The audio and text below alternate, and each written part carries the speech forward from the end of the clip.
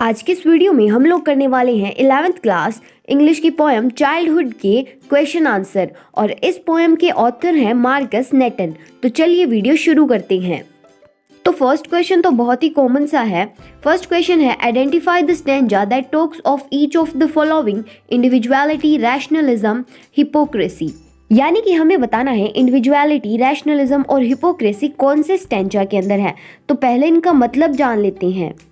तो इंडिविजुअलिटी का मतलब होता है कि खुद का स्टैंड लेना, यानी कि हमें पता चल जाता है क्या सही है हमारे लिए और क्या गलत है। और जो नेक्स्ट है रैशनलिज्म, उसका मतलब होता है कि लॉजिकली सोचना, यानी कि हम कुछ सोच रहे हैं उसके पीछे ज़रूर कोई ना कोई लॉजिक है, ऐसे ही हम कोई बात नहीं कर रहे, तो वो होता है रैशनलिज्म। और हिपोक्रेसी का मतलब होता है पाखंडता, यानी कि कहना कुछ और करना कुछ और इंडिविजुअलिटी है थर्ड स्टैंजा के अंदर, रैशनलिज्म है फर्स्ट स्टैंजा में और हिपोक्रेसी है सेकंड स्टैंजा के अंदर। सेकंड क्वेश्चन है what according to the poem is the involve in the process of growing up. यानी कि हमें पोएम के अकॉर्डिंग बताना है कि जब हम बच्चे से बड़े होते हैं तो उस प्रोसेस के अंदर क्या क्या शामिल होता है। तो इसका आंसर देखते हैं। According to the poem, the loss of childhood is involved in the process of growing up। यानी कि पोएम के अकॉर्डिंग जो बचपन है हमारा वो क्या है, खो जाता है जब हम बड़े होते हैं। तो ये एक पॉइंट हो गया। This loss is compensated by some gains which come with adolescence। Compensated का मतलब होता है भरपाई करना, यानी कि ये जो लॉस है चाइल्डहुड का, इसकी भरपाई हो जाती है जब हम क्या है एडोलेसेंस में आते हैं। एडोलेसेंस का मतलब है ये एक एज होती है 13 से लेके 17 ईयर्स के बीच की। और एडोलेसेंस में हमें क्या मिलता है वो अब हम देखेंगे। These are increase in understanding, power of rationalising and discrimination as well as the sense of individuality and self confidence. यानी कि जैसे ही हम एडोलेसेंस की एज में आते हैं तो हमारी जो अंडरस्टैंडिंग की पावर है वो बढ़ने लगती है और हम क्या है रैशनलाइज कर सकते हैं और हम क्या है डिस्क्रिमिनेट कर सकते हैं कि क्या सही है और क्या गलत है, और हम खुद का स्टैंड ले सकते हैं और हमारे अंदर सेल्फ कॉन्फिडेंस आ जाता है। क्वेश्चन नंबर थर्ड है what are poet's feeling towards childhood. यानी कि चाइल्डहुड से रिलेटेड जो पोएट की फीलिंग है वो क्या है, यानी कि पोएट क्या फील करता है चाइल्डहुड के लिए। तो इसका आंसर देखते हैं। The poet regards childhood as an important stage in the process of growing up. यानी कि जो पोएट है वो मानता है कि चाइल्डहुड क्या एक बहुत ही महत्वपूर्ण क्या है स्टेज है ग्रोइंग अप की प्रोसेस में, यानी कि बढ़ने की प्रोसेस में। Childhood is a period of make believe. यानी कि चाइल्डहुड यानी कि बचपन में हम क्या है किसी पे भी भरोसा कर लेते हैं। Childrens readily accept whatever elder says. यानी कि बड़े जो भी कहते हैं वो क्या है बच्चे मान लेते हैं। The poet does not feel any regret और sense of loss on losing his childhood. यानी कि जो पोएट है उसको कोई क्या है पछतावा नहीं है उसके बचपन को खोने में। फिर क्वेश्चन ये उठता है कि उसको पछतावा नहीं है तो अपने चाइल्डहुड के बारे में डिस्कस क्यों कर रहा है। वो इसीलिए कर रहा है क्योंकि वो क्या है थोड़ा सा दुखी है, उसको पछतावा नहीं है, सिर्फ वो दुखी है थोड़ा सा। क्वेश्चन नंबर 4 है which do you think are the most poetic line and why. यानी कि आपको इस पोएम में से कौन सी सबसे ज़्यादा पोएटिक लाइन्स लगती हैं तो वो क्यों लगती हैं, ये हमें बताना है। तो इसका आंसर देखते हैं। The following lines in the poem are most poetic. यानी कि ये जो नीचे लाइन्स दे रखी हैं वो क्या है मोस्ट पोएटिक लाइन्स है। इनकी जगह पे अगर आप कोई और लाइन्स लिख के उसको एक्सप्लेन कर सकते हो तो वो भी आंसर वैलिड होगा। It went to some forgotten place that's hidden in an infant's face. यानी कि वो ऐसी जगह पे कुछ चला गया है जिसे क्या है हम भूल चुके हैं, और वो क्या है सिर्फ एक जो न्यूबॉर्न बेबी है उसके फेस के अंदर ही क्या है बचपन छिपा है। That's all I know. बस मुझे ये ही पता है। अब हम इन लाइन्स को एक्सप्लेन करेंगे। These lines beautifully sum up the process of growth and the disappearance of a particular stage of life.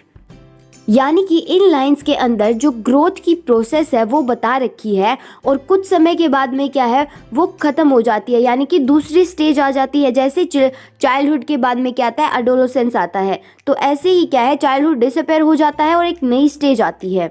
These lines have figurative and metaphorical meaning also. यानी कि ये जो आपके फिगर ऑफ स्पीच है ना वो दे रखी हैं फिगरेटिव और metaphorical. The infant innocent face hides many things behind its smile. और एक जो न्यूबॉर्न बेबी होता है वो क्या है, बहुत सारी चीज़ें छिपा लेता है अपनी स्माइल के पीछे। Perhaps the childhood lies hidden in some forgotten place, lying buried deep inside a child's consciousness. शायद जो बचपन है वो ऐसी जगह पे जाके छिप गया है जिसे हम भूल चुके हैं और ये बच्चों की गहरी फीलिंग्स के अंदर दब चुका है। क्वेश्चन नंबर 5 है, What did the speaker learn about the existence of heaven and hell? यानी कि ये जो स्पीकर है, पोएट है, उसने स्वर्ग और नर्क के अस्तित्व के बारे में क्या सीखा है। इसका आंसर देखते हैं। As the speaker grew to be mature he acquired reasoning power, यानी कि जैसे ही पोएट बड़ा होता है, मैच्योर होता है, तो उसके पास क्या है, रीजनिंग पावर आ जाती है, यानी कि सोचने की क्षमता आ जाती है कि ये जो बात कही है इसके पीछे का रीज़न क्या है, लॉजिक क्या है। He realise that hell and heaven could not be found in geography book और एटलस, यानी कि वो समझ गया कि जो हेल और हेवन होते हैं वो क्या है, ज्योग्राफी की बुक के अंदर नहीं मिलते, जैसे कि इंडिया ज्योग्राफी की बुक के अंदर, यानी कि और भी बहुत सारी कंट्रीज़ है जो कि ज्योग्राफी की बुक के अंदर हमें मिल जाती है मैप में, तो ऐसे हेल और हेवन नहीं मिलते ज्योग्राफी में। Since they could not be located anywhere in the world map, यानी कि अभी तक वो वर्ल्ड मैप में भी कहीं पर नहीं मिले हैं हेल और heaven. He concluded that they did not exist, फिर क्या है, पोएट ने कंक्लूड किया कि जो हेल और हेवन है वो एग्जिस्ट ही नहीं करते, यानी कि उनका कोई अस्तित्व ही नहीं है। He would believe only what he could see and find, वो उसी चीज़ों पे विश्वास करता है जिसको वो देख सकता है और ढूंढ सकता है। क्वेश्चन नंबर 6 है, how did the speaker realise the hypocrisy of adults, यानी कि जो पोएट है उसने जो अडल्ट्स की हिपोक्रेसी को कैसे पहचाना, कैसे रियलाइज किया। हिपोक्रेसी का मतलब मैंने आप लोगों को पहले ही बताया है कि जैसा वो प्रिटेंड करते हैं, यानी कि दिखावा करते हैं, वैसा वो असल में नहीं करते। The speaker noticed a wide gulf between what adults appear to be and what they actually were in real life. जो पोएट है उसने बहुत बड़ा डिफरेंस नोटिस किया कि जैसा जो अडल्ट्स दिखते हैं, दिखावा करते हैं, वो ऐसा रियल लाइफ के अंदर नहीं करते।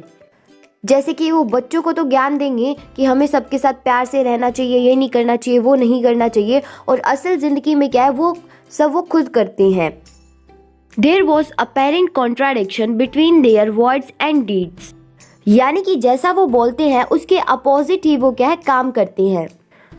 दे talked of love and advised others to love but they never acted lovingly, यानी कि वो क्या है, सबको सलाह देते रहते हैं, अच्छे से कहते रहते हैं कि हमें सबसे क्या है प्यार से बात करनी चाहिए, लेकिन असल में क्या है वो किसी के साथ क्या है प्यार से बात करते ही नहीं है।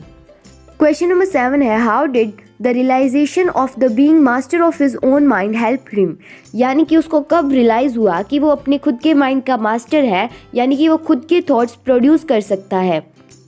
The realisation that he was the master of his own mind and could use to it in any way he liked filled him with self confidence, यानी कि जब उसको पता चला कि वो अपने माइंड को खुद कंट्रोल कर सकता है, अपनी थॉट्स प्रोड्यूस कर सकता है और जैसे चाहे वैसे अपने माइंड को यूज़ कर सकता है, और उसमें क्या है, सेल्फ कॉन्फिडेंस भी आ जाता है।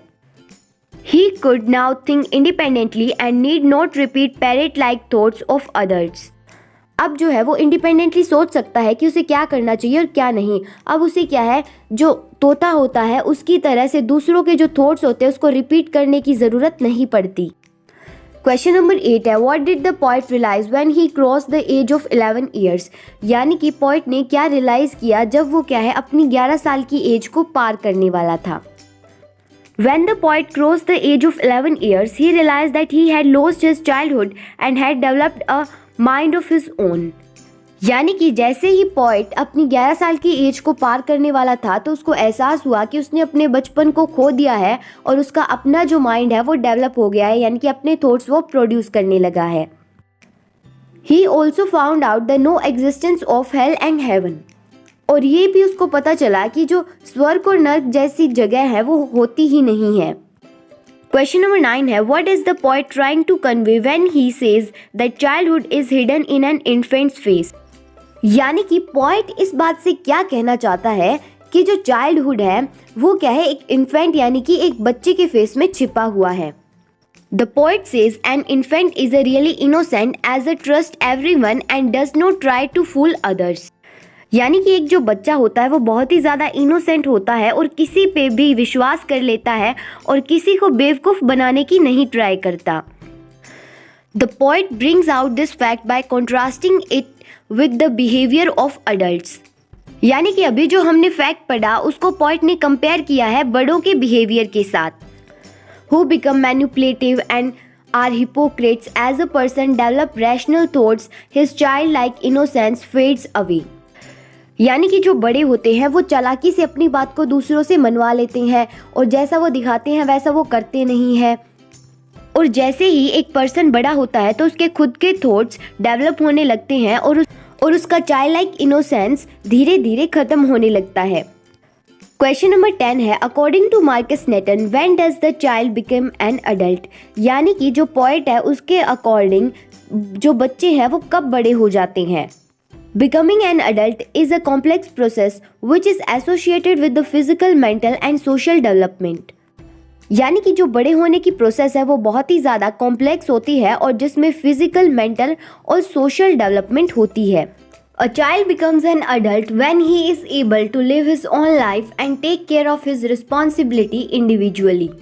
यानी कि जब एक बच्चा बड़ा हो जाता है तो वो अपनी तरीके से अपनी ज़िंदगी क्या है जीता है और अपनी जो रिस्पॉन्सिबिलिटी है उसको भी क्या है वो पूरा करता है। He also develop his own thoughts process using which he can form his own beliefs and opinions। यानी कि जैसे ही एक बच्चा बड़ा होने लगता है तो उसके खुद के थॉट्स आने लगते हैं और जिससे क्या है वो किसी पे विश्वास कर सकता है और वो क्या है राय भी दे सकता है किसी मुद्दे पे। क्वेश्चन नंबर 11 है, what is central idea of childhood poem. Central idea का मतलब होता है कि इसका मेन पॉइंट क्या है इस पोएम में या फिर इस पोएम के अंदर क्या हमें बताया गया है वो हमें बताना होता है।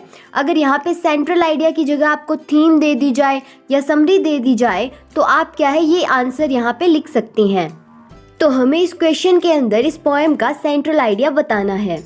The central idea of the poem childhood is that childhood is the best time of any human being.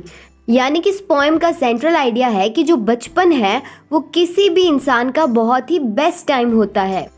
यानी कि जो बचपन होता है उसमें हम क्या है सबसे ज़्यादा इमेजिनेशन करते हैं। यानी कि जो चीज़ें असल में नहीं होती उन्हें भी हम इमेजिन करते हैं।